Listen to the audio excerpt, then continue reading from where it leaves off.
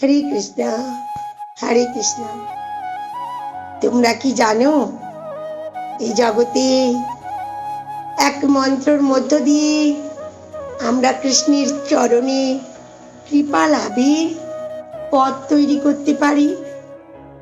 সে মন্ত্রটা যদি প্রত্যেক দিন আমরা কমপক্ষে 21 বার করে পাঠ করি, তাহলে স্বয়ং কৃষ্ণ আমাদের কৃপা করবেন।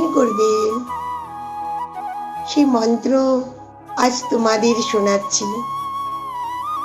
ওম কৃষ্ণায় বাসুদেবায় হরয়ে পরমাত্মনে প্রণতি ক্লেশনাশায় গোবিন্দায় নমঃ নমঃ।